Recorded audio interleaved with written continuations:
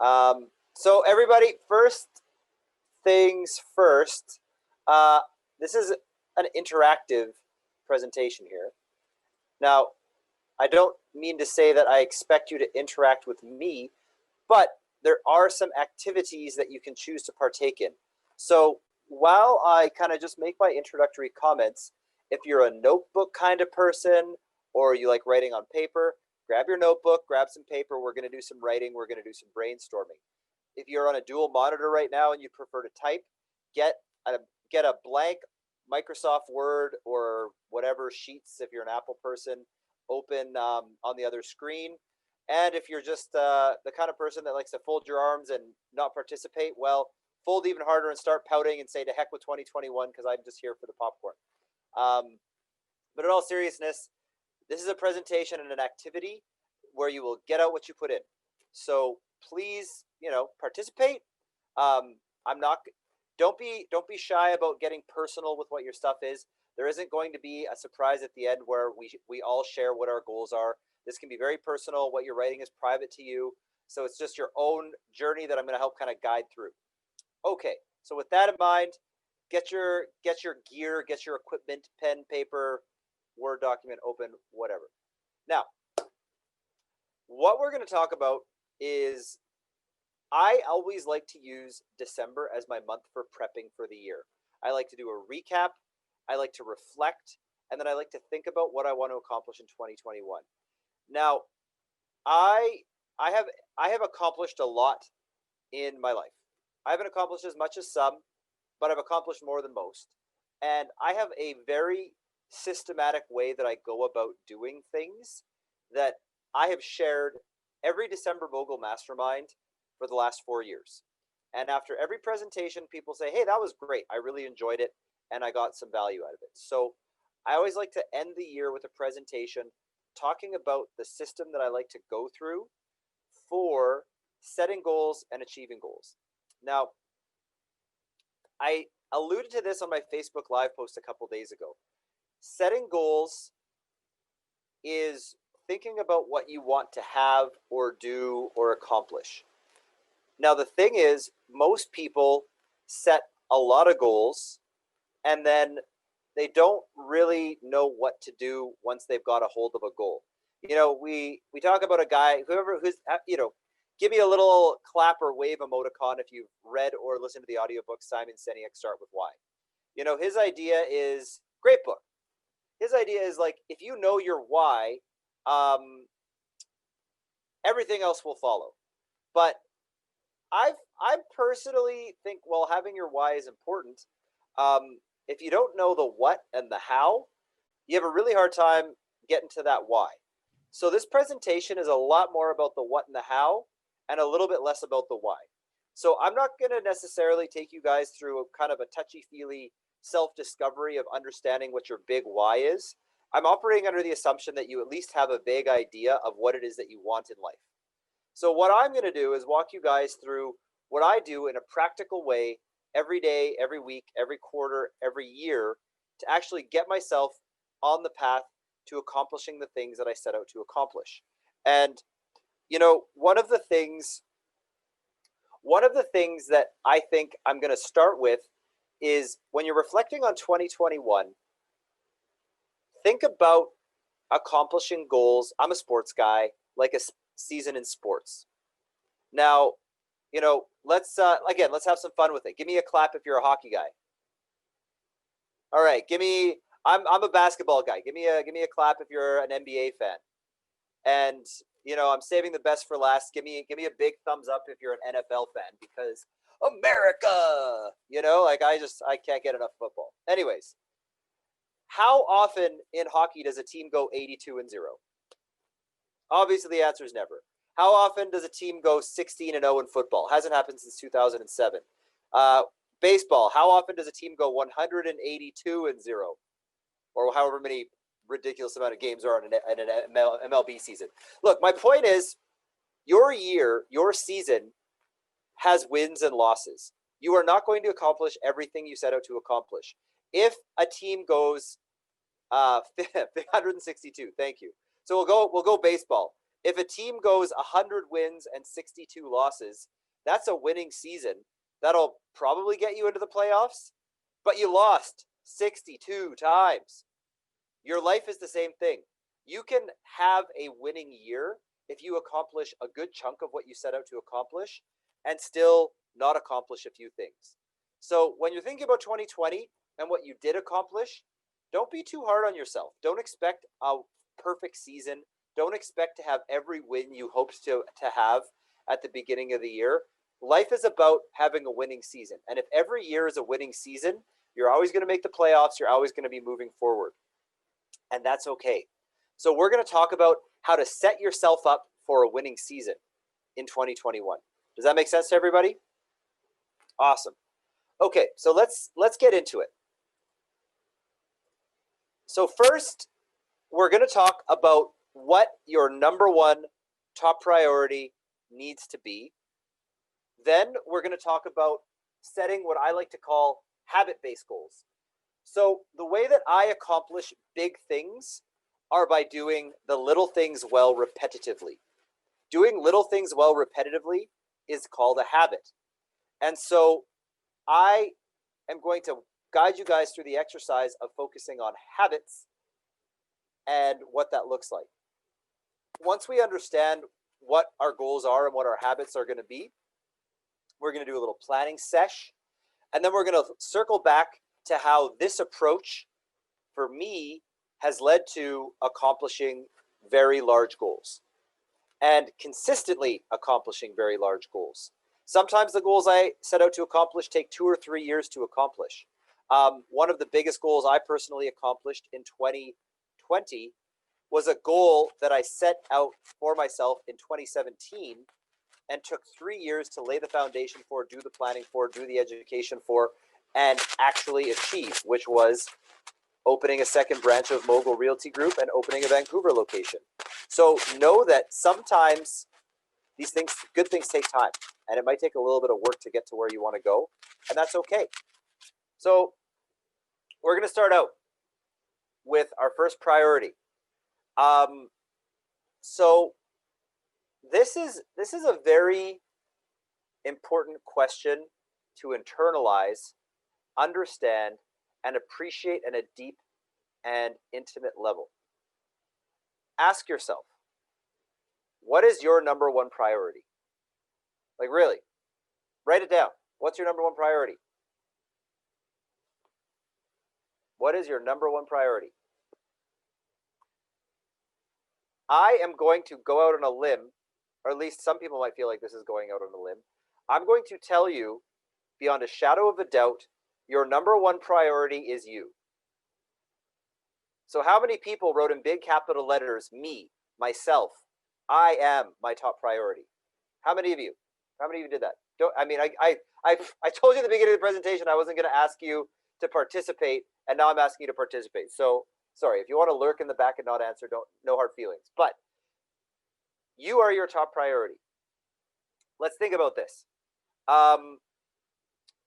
When the air, one of my favorite analogies, Adrian made fun of me for my analogies, but I own it. I love a good analogy. The airplane's going down. The air masks pop out of the top thingy. Whose air mask do you put on first? You put on yours first. Because if you suffocate and die, you're not helping the person beside you.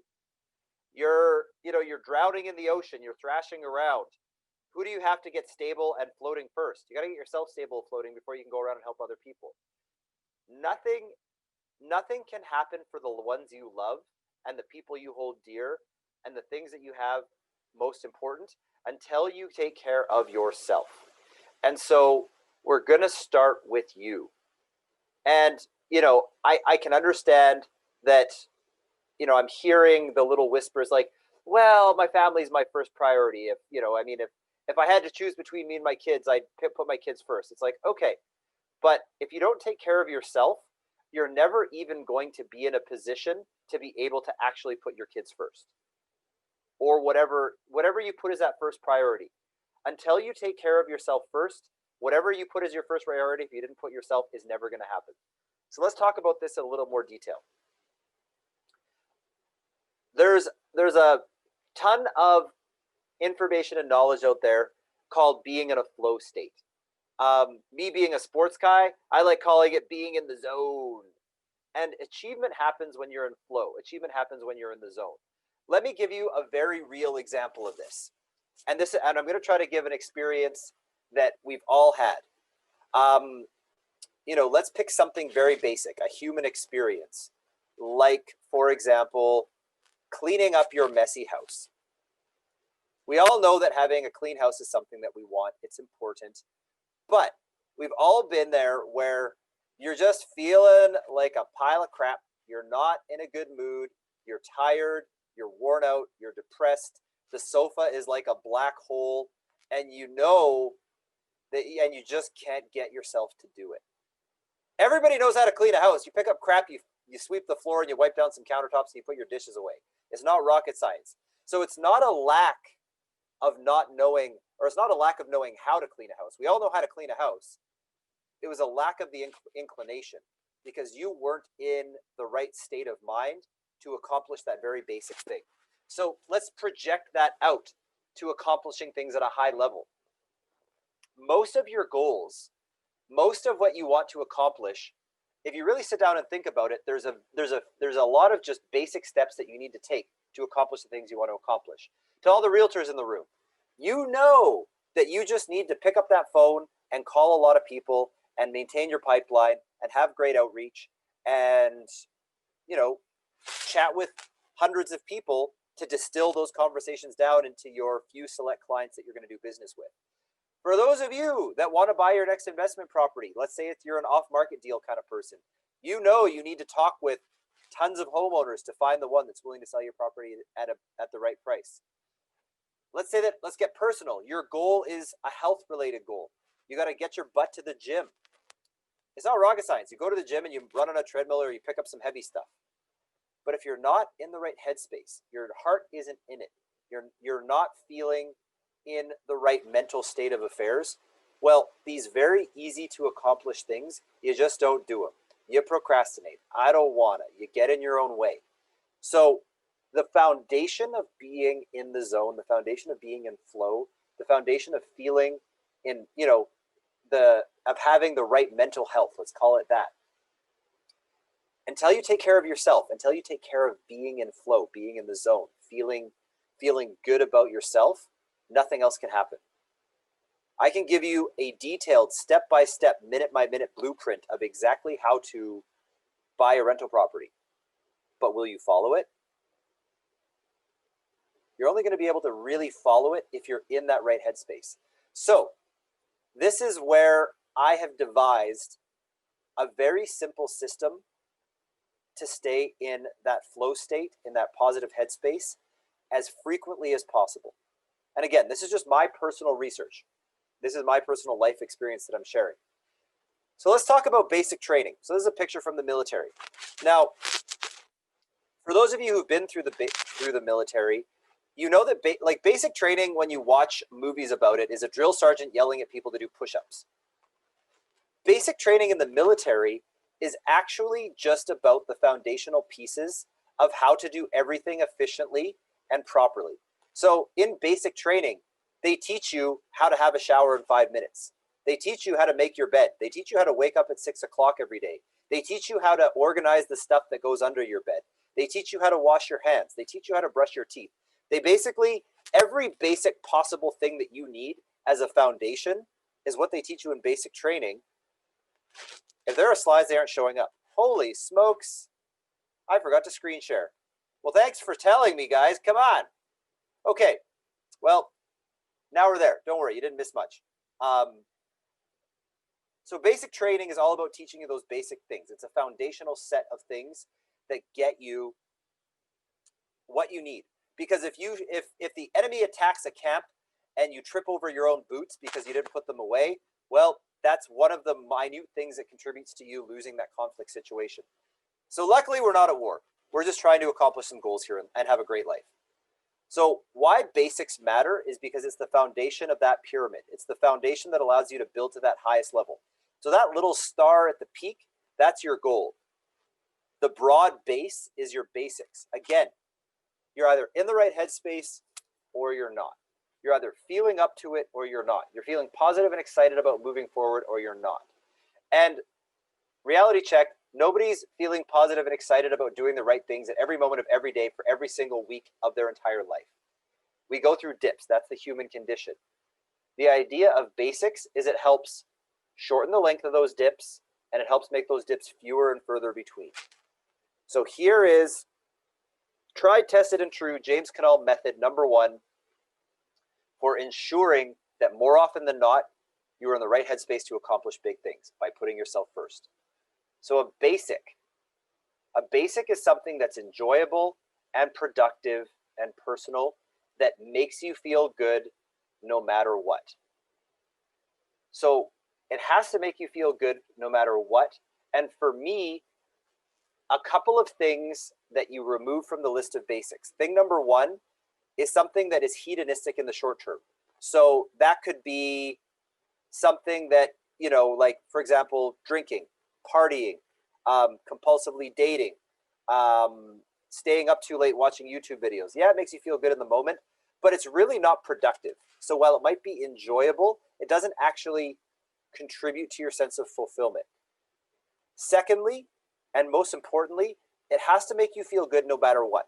So I recommend taking things out of the equation that are innately competitive, where you can lose. Don't put anything you can lose at in your list of basics. So what are examples of things that are basics? If they make you feel they're enjoyable, they're productive, and you can't lose. Things like sleep, getting a good night's sleep, having a regular sleep schedule, yoga, exercise, listening to your favorite music or playing your favorite music, spending time with your family, spending time with your pet, reading, cooking, meditation, nature walks. All of this stuff contributes to your life positively. And you're not going to lose at cooking. Nobody's going to cook it, like that's the difference between cooking and entering a chili cook-off where you might get the last place ribbon. We don't want that. This is all about making sure that you feel good so that you're contributing serotonin, if we're going to talk scientifically here, contributing serotonin to your brain so that you're feeling it, you're stable, you're productive, you're in the zone. So when we think about accomplishing, step 1 to accomplishing is the first thing we put into our schedule. Hard stop is our basics. Making time for you.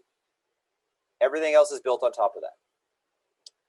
So let's have a look at goal categories. So start wide. So there's a few categories here that I think we can all lump our goals into. So we're going to start broad, and this is going to be kind of our first activity. Now, your basics, some of these activities can be a basic that also contributes to a goal. But let's think about the categories. And this is just like a wish list, like really quick. What's a health and fitness goal that you have? What's a personal finance goal that you have? What's a relationship goal that you have? What's a self-connection spirituality goal that you have? What's a goal for your intimate relationship, your romance goal that you have? What's a business and career goal that you have? Now, if you don't have a romantic partner, that's where things get interesting, because you either get to double down on self-connection and spirituality if you're enjoying that single life, or let's be real, you need to make a plan about how you're going to find that romantic partner. Because guess what? Mr. or Mrs. Right isn't just going to fall in your lap out of the sky. You actually have to put yourself out there. So either way, there's goals in each of these categories. So we're going to just take a little bit of a minute on your piece of paper. This doesn't need to be the longest list ever, but like write a few goals that you might have in each category. What do you want to accomplish? Wish list. Just go for it. Don't hold yourself back thinking, oh, I don't have enough time to accomplish all these things. Just do a brain dump. So like health and fitness. This might be, hitting a target weight. This might be lifting a certain amount of hitting a big lift or running a marathon or participating in a triathlon. Personal finance might be debt reduction, a savings amount.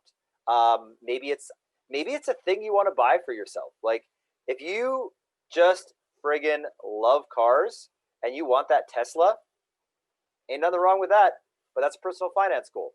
Relationships. So relationships with your friends, your family, your coworkers, self-connection, spirituality, that's your relationship with yourself. Romance, so that's the relationship with that one person that's your person, and then business and career. So take some time, let's write out some goals, and really just think about it, make it a wish list, put them in bullet point. Now, once you have some of these written down, as you write it out, like it gets fun really quick, because you keep, you start dreaming, you start writing down, like, I want this, I want that, I want this, I want that. Ooh, that would be nice. Ooh, this would be nice. And I find, keep writing. If you're still writing, like, don't let me slow your roll. Like, just go, bullet it out. But what ends up happening is you write that list and you feel a quick dopamine rush, because it feels good to write down what you want out of life. But now you're going to have a list with a bazillion things on it, and you're like, I can't necessarily accomplish all of this. So remember the pep talk I gave you at the beginning of this conversation. Every single one of those little goals represents a game in our sports analogy. You're not going to win all of them. So we got to start thinking about what the important ones are. And the important ones are the ones that we're going to start really working on building a plan towards here in this little session. So the fact of the matter is, time is the limiting factor.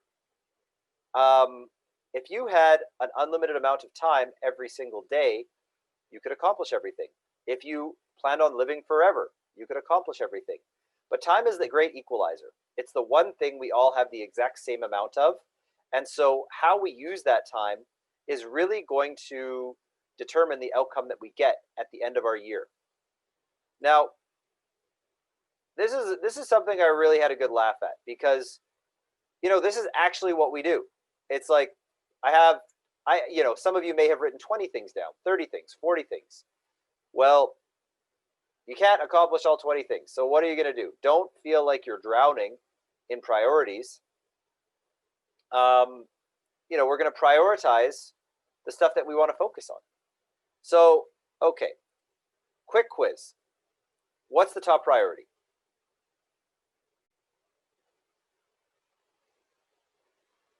Remember, it's you. You're the top priority. So the first thing we are always going to start with is our basics. So remember that.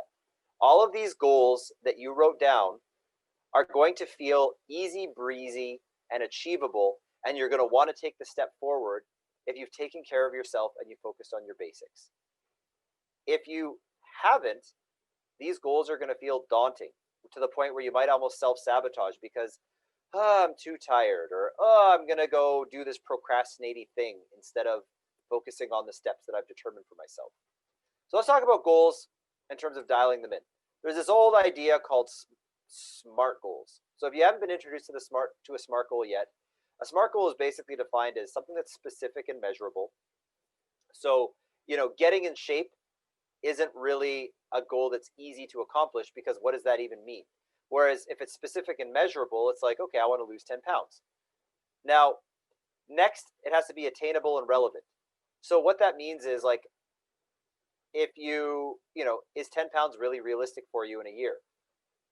If it is, great. If it isn't, maybe it's a 5-pound goal. So make it specific and measurable. Make sure that it's realistic and something you can achieve, so you're not just setting yourself up for failure. And then the final ingredient is put a timestamp on it. I want to lose 10 pounds by X date. I want to pay off debt by this date. So for the wishes that you had, maybe I wish that, let's go to some of the other categories. Oh, I want to have a better relationship with my father this year. Oh, I want to have a much more fun romantic relationship with the wife this year. You know what? I really want to enjoy my time with my kids more. Those are all great things, and we all want those things to happen. But nothing about that was specific, and therefore not measurable. Sure, it's attainable, but we also don't know what the timeline is like. So we're gonna revisit our goal categories.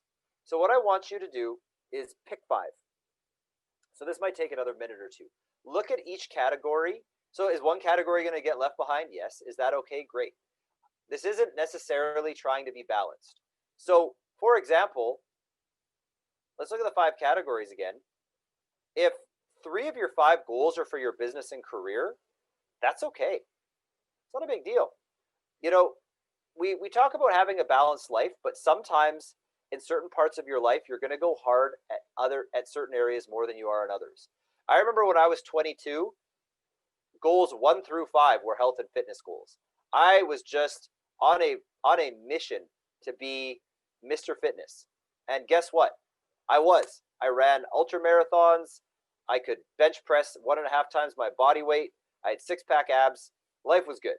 I had my health and fitness goals. I went hard at them and I had the results. But the other areas of my life didn't get the same attention. It's okay to be imbalanced because different areas of your life, you focus on different things. For example, to share my own truth, this year was a lot about business and career, and it was a lot about personal finance. My health and fitness was in a maintenance mode, and then all of this part, especially with COVID, just kind of collapsed down into like self-connection and spirituality. So 4 of the areas got attention, 2 of the areas did not. That's okay. So pick your 5 goals. So like put a little tick beside them or a star beside them or whatever. And now the ones that you haven't polished up yet, turn them into a SMART goal. Make them specific, measurable. I'm assuming they're attainable and relevant. So let's get right down to what's the specific goal? How are you going to measure it? What time is the due date of that goal? That's what's next. So very quickly, give it an SMT. The AR, we're already there. So just don't be unrealistic. So I'm going to give you all a minute to just steep in that and get these goals to be SMTs.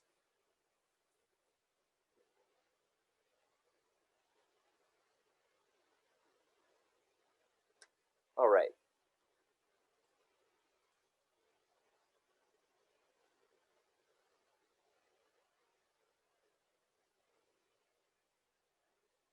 So while we finish that up, I'm going to hit to the next slide, which is the goal. So here's where I think the secret sauce of the way I do things really starts to come into play.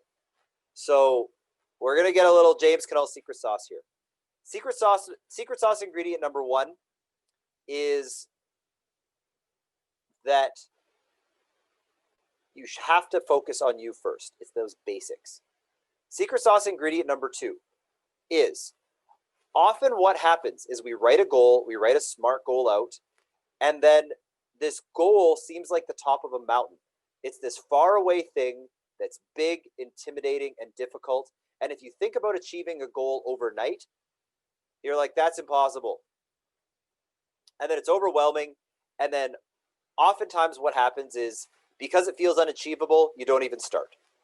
Or you take 1 or 2 steps toward it and you're like, oh, these steps are harder than I thought. The goal seems really far away. You're going to stop. So what I have done is once I understand what my goal is, I actually take that goal and I just toss it away.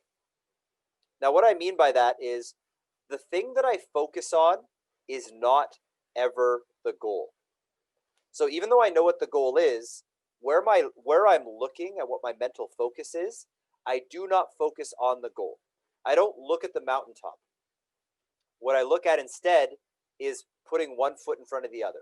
So a little bit more about me as a person. In university, I went to university and I have a goal in philosophy, or a goal. I'm talking goals too much. I have a degree in philosophy. Now, I mean, it seemed interesting at the time. Obviously, I don't work in a philosophy factory, but I did take a lot away from my philosophy degree. And one of my favorite philosophers was this guy named Aristotle. You probably all heard of Aristotle. I don't know how many of you guys have read Aristotle, but he wrote a book called Nicomachean Ethics. I'm sure that Nicomachean is some ancient Greek word that means something important.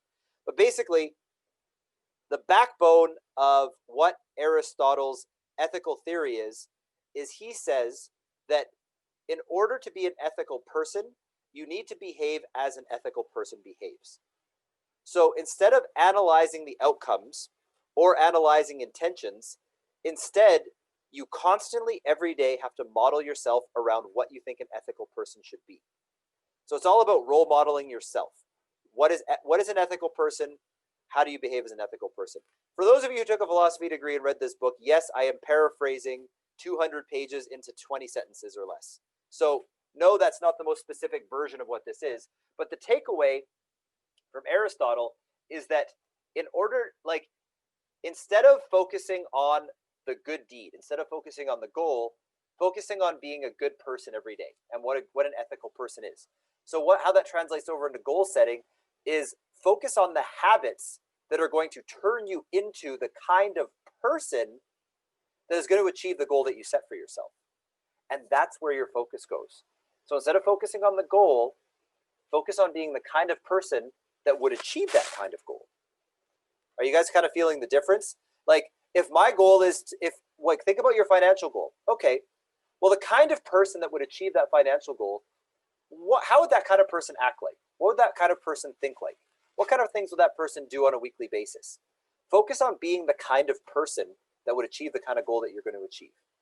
So that's what I mean when I said at the beginning of the presentation is, instead of setting big, huge mountaintop goals, I know what my mountaintop goal is, and then I put all my focus into creating what I call habit-based goals. So what that means is creating habits, being the kind of person that steps you closer to your goals. So now I'm just going to give a few examples of the kind of things that represent habits that get you to your ultimate goal. And this is what it's all about, is creating habits that will turn you into the kind of person that will achieve your goal. So for example, health and fitness. One of my goals is doing 240 activities a year.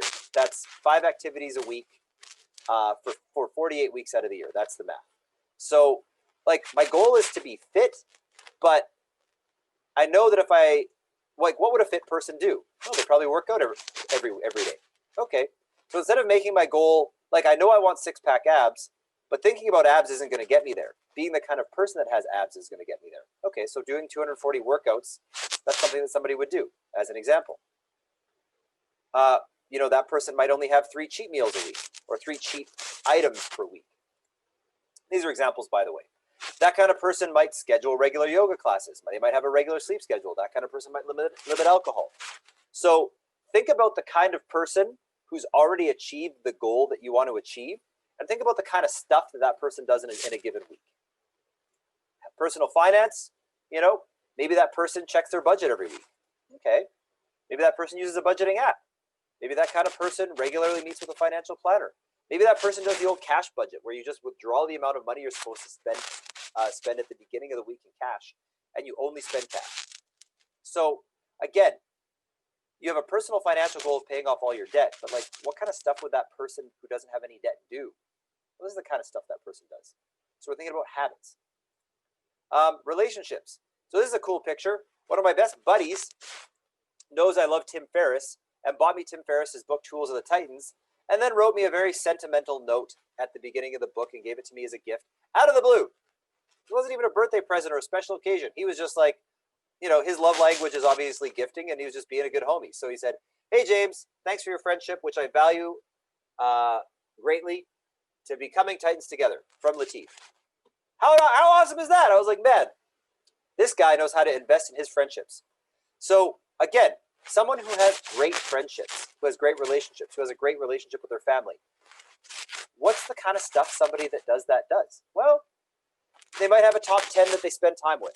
So the idea of a top 10 is, you typically are the kind of person that is a sum of the average of the people you spend the most amount of time with, your top 10. So it's okay, spend as much time with the 10 most people you want to have the most influence on you as possible. They spend time with their family and they regularly schedule for it. They schedule time with friends. You put time in for regular phone calls. This is even more pertinent now because of Zoom. Regular events. One of the things you can do is merge other habits. So you're a fitness guy, have a fitness friend. Now you're hitting 2 birds with 1 stone. You have a habit that nurtures your relationships and a habit that nurtures your fitness. Maybe bury the hatchet. If you have an old grudge, be the bigger person, take the high road, and say, hey, you know what? I'm sorry. Being sorry in Canada translates into I value this relationship. It doesn't translate like it does in America into I am accepting liability for being wrong. Sorry in Canadian just means I value you as a person. It doesn't mean I was wrong. So get over your ego and say sorry to somebody to let them know you value that relationship when there was a misunderstanding. And above all else, express gratitude. You know what? I'm going to say sometime in this presentation, everybody grab your cell phone and send a message to a homie or a homegirl and say, hey, you know what? You're one heck of a friend and I value you. Again, simple little habits. That's the kind of stuff that people that have really stellar relationships do. Let's talk about your self-connection. Or some people will call this spirituality, depending on your belief system. You know, like that could be your meditation. It could be your gratitude journal. It could be keeping a regular journal. It could be your prayer, going on your nature walk, having that silence, just like true radio silence. Your phone's off. You're not flipping through Instagram. You're not YouTubing. You don't have the TV on in the background. You don't have music on in the background. You are in a quiet space all by yourself, and the only stimulation you have is the sound of the thoughts in your own head. Whew, that can be a lot for some people. But it really helps to be able to do it once in a while, and that nurtures your relationship with yourself. So, again, somebody who has a great self-connection probably does this kind of stuff on a weekly basis. Okay, so these are all habits. Again, we're not, like, the ultimate goal is specific, measurable, and happens in a certain timeline. But what you do to get there is just stuff you do in a week. So this is the kind of stuff you do in the week if you're this kind of person. Next, romance. So this is my romance picture. Look, we got 2 avocados. Cute. So, I mean, if you have that partner, stuff like regularly scheduled date nights, stuff like a regularly scheduled communication check-in. So we all know that communication is lubrication. It's one of the most important parts of any intimate relationship. You ask any successful old couple, oh, what's the secret to it? They're either going to make some crude sex joke because old people love sex jokes, or they're going to say communication. Those are the 2 most common answers you will get from successful older couples as to what the secret was to their happy relationship. So sometimes communication isn't easy for some people. So maybe the thing you do with your partner is a regular communication check-in. Hey, you know what? We check in with each other at this time of the week to just see what's up. Maybe it's having and planning romantic getaways. Maybe it's having some kind of daily ritual together, like the last hour of at the end. Can I see the relationship slide again? Oh yeah, okay.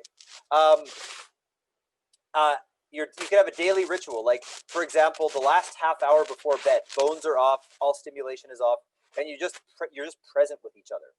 Now, again, if romance isn't your priority at the time, well, then you just get to double down on your relationship with yourself, which can also actually be pretty awesome. I mean, COVID kind of cramped my dating life, so I just spent more time hanging out with me, and it was great. But if you are wanting that romantic relationship, well, again, romantic partners don't just appear out of thin air. So, I mean, in this day and age, you kind of have to make some time to do some swiping. You have to make time to go out on dates and meet people. Once COVID lifts, you have to make time to go out and mix and mingle. You're not gonna achieve the goal of romance hiding under a rock. That's not how this works, people. So again, like the kind of person that finds themselves a partner, what does that person do? Well, they gotta interview some folks that could be a potential partner. Last category, business and career. Well, what does this person do? This sounds like somebody who would identify their key deliverables. Start the day with your key tasks that get you towards those deliverables. End the day with making a plan for the next day. Spend time with key individuals in your organization. Schedule times to educate. Schedule times for self-review. Consistently ask for feedback from your superiors on how to be the best version of yourself in your role. Again, none of these is an SMART goal, but these are all the kinds of things someone who is very successful in their career regularly does. So all we're doing here is we're talking about the kinds of habits that the kind of person that you want to be would engage in to get closer to that big SMART goal. Now, these are all just examples. You're going to have to think about, like, that's where we go back to old Aristotle. Okay, This is my big goal. Okay, the kind of person who achieves those kinds of goals has what kind of habits? Okay. And then the next part of the exercise is, now that you've identified those habits,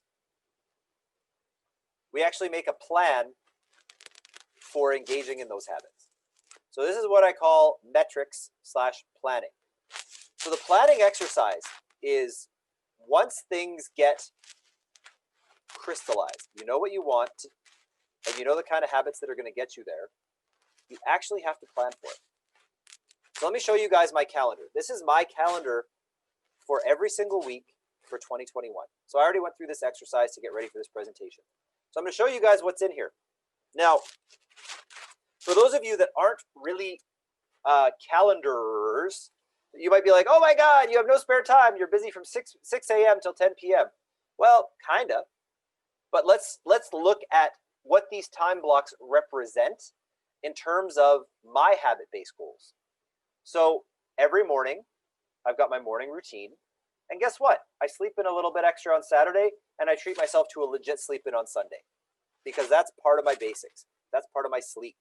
I know I need that. I know I like that. I know that helps keep me in the zone. So guess what? I do it.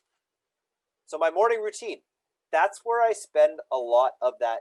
That's where I invest in those basics, and that's where I invest in that self-care in relationship with myself. Every Monday, let's think about my career-based goals. I do my weekly planning and my weekly prep. I review my objectives for the week. I make a game plan. I do some prioritizing. I'll shuffle things around a little bit depending on what happens. I get myself ready to crush it.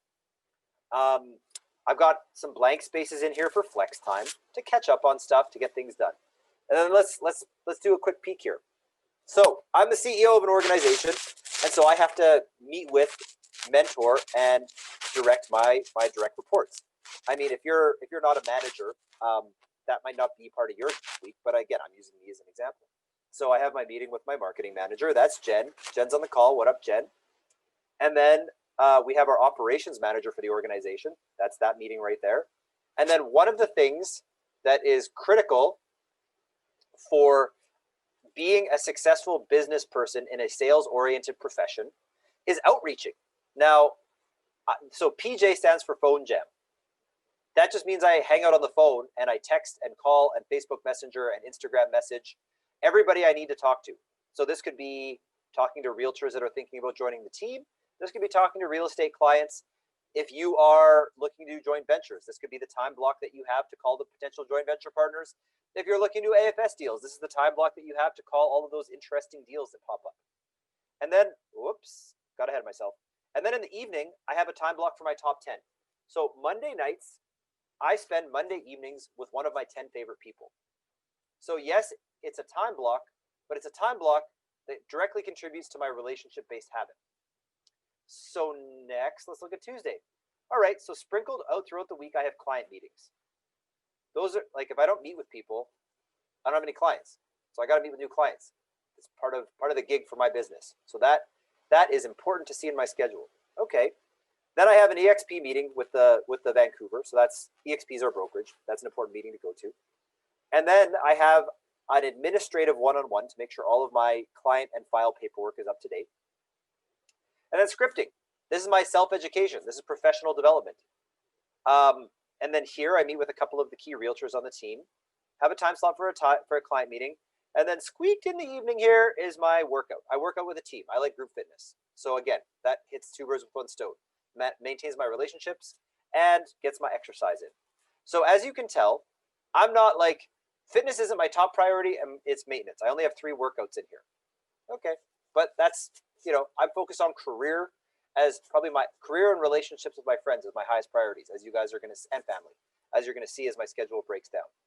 So Wednesday and Thursday, we have our team meeting with each of the local teams. Taking care of myself, I do grocery meal prep. That's going to be my Wednesday evening activity, except for Mogul Mastermind, of course. Got my client meetings scooted in here, meet with the sales manager from Vancouver. So anyways, that's that. Now, I really love working on my business on Saturday mornings. That's my time. That's where I write sales plans. That's where I do business planning, property analysis, you name it. High level business stuff. That's my Saturday morning. That's my time slot. That's when I like to do it. So that's when it happens. And then we look at Sundays. I always like to go with Sunday brunch. That's another top 10. Sunday brunch with somebody who positively influences me, who contributes to me being the best I can be. And then I like spending time with my family on Sunday. Sunday dinner, Sunday afternoon lunch. Maybe it's going to the park with the niece and nephew. Whatever it is, Sunday time is family time. And that's how my schedule is broken up. So when we think about it in the context of my goals, you know, none of this is measurable per se. None of this is like, none of these say like sell a certain amount of houses. None of this says, you know, do a certain number of push-ups. None of the, like, the measurable part isn't happening here. This is just the week to week of getting in the habit of doing the kind of thing that somebody who achieves the goals that I have are going to achieve. So it's a schedule full of habits. And there's a lot of blank space in there. The analogy that I like to use, I'm going to go back to this slide, is time is like water. It always flows, whether you like it or not. So in order to accomplish big things, the habits that you put into your schedule are like the rocks that are in this river. All time flows around these immovable rocks. And as long as you have rocks in your river, these are all the rocks in my river, all this white space flows around it. But as long as these rocks are in my river, I know that I'm on the right track to achieving my goals. Now, this is scheduling. Metrics is the art of tracking and or staying accountable. So probably 3 or 4 years ago, I actually printed myself out a metric sheet. And this is just like my checklist, like all of the measurable parts of my habits. You know, every workout that I'd have, I'd check off that I'd have a workout. I'd write down my 3 cheat meals. I used to try to go to 3 networking events per week. That was one of my habits. So I'd write down which networking events I went to. I'd always put in my 3 basics, and I always wanted one of them to be meditation. I'd check off as I hit my phone jams. I'd check off here as I had my client meetings. I talk about what real estate lead generating activity I would do. And then every week, this was my self-reflection. How was my budget? What can I eliminate from my schedule that was a time waster? What did I do well this week? What was my mood like? What did I fail at? What did I learn? Since I've made this sheet, there are all kinds of nifty apps that have this sort of tracking built into it. So it's all, for me, I found that not only did I have my schedule, but I check off my habits as I accomplish them. You don't necessarily need to get this granular, but I personally found that it really helped. And it really kept me on track to know that, like, okay, I'm doing the things. They're not just in my calendar. They're in my calendar so that I know what to do when I'm supposed to do it. I mean, at any given point in the day, I never really think to myself, oh, what am I supposed to be doing right now? Or I never think to myself, is what I'm doing right now actually contributing to my goals? I never think that. I know that what I'm doing is contributing to my goals because I've specifically planned habits around the types of things that make my goals happen. Now, the accountability piece for me is having this check sheet. Prioritize your basics first on that check sheet. Prioritize your goal habits and plan ahead. Now, it's okay to reflect and adjust. I mean, every quarter, if you're finding the habits aren't getting you closer to your goals, it's okay to reflect and adjust. And then, you know, with the large goals that are measurable, I do track them once in a while. But the key thing here is focus on habits. If you're focusing on your habits, good things will follow. Again, let's think back to Aristotle. You know, you think like, okay, I want to be the kind of guy that blank. The blank is your goal. I want to be the kind of guy that accomplishes this goal. Okay, well, again, what kind of habits does that kind of guy have? Okay, so instead of focusing on that goal, that peak of the mountain that's intimidating and far away, just focus on the habits. Just do the things that you know you got to do. And once you have those habits, you have to have a belief in yourself. Have faith in the system. Constantly have faith in the fact that if you are consistently engaging in the habits for success, you will be successful. And know that your successful year will look like a winning season. When you reflect back on the year, it's not going to be 100% wins. There's going to be some wins, some losses. But just like a sports team, if you have the habits of a winning team, you know, your players are disciplined. They get sleep. They show up to practice on time. They practice hard at practice. They put in additional work on the things that they need to get better at. They watch tape. They watch film. They go to the sessions to analyze the other teams. They do their exercise. They do their accessory work. Any team that in a disciplined way does all that stuff, they're going to end up with a winning season. And so if you think about that stuff, the winning season happens. So that's why I like this image right here, because the goal is at the end of the road. We can't see the end of the road. It's a vanishing point. It's there somewhere, far, far away. It's there somewhere. But if you try to look at that point far, far away, you're going to drive off the road. So every single one of these little ticks, that's one of your habits. That's a day. Tick, tick, tick, tick, tick. And we know just as surely that if we drive down this road, we're going to get to the end of it. We know that if you focus on your daily and weekly habits, you're going to get to that goal. Now, you might not get there as fast as you wanted, or you might get there a little bit faster than you expected, depending on the conditions. But the fact of the matter remains that if you drive down the road, you're going to get to that destination that's at the end of it. And that's the whole point of having habit-based goals, is just have faith in the fact that at the end of this road is where you're driving to, just like having faith in the fact that if you do your weekly habits, you're going to get to your annual goals. And that's how I do it. So I focus on those habits. And again, final reminder, the most important habit to focus on is putting yourself first with those basics. So Merry Christmas.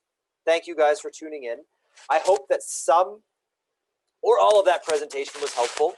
For those of you that, thought I came at it pretty quick, it's recorded.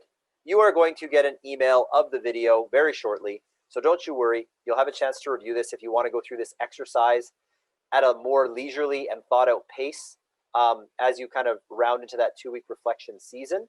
But I mean, I crammed it into an hour, so that's the way she goes. So guys, reflect on your 2020. Be kind to yourselves. We just went through a global pandemic, and you know what? Sometimes great sports teams still have losing seasons, and that's okay. So get yourself in a position to make 2021 a winning season, or potentially a championship season. Because if 2020 was a great year for you, well, guess what? 2021's the year we're lining up to get that ring. So let's go for it. And this is the way that I suggest you go about doing it. So thank you, everybody. Happy holidays. Merry Christmas. Enjoy the time off. Or, because COVID, enjoy the extra time off. Either way, it's a great time reflection to set that stage for a really awesome 2021.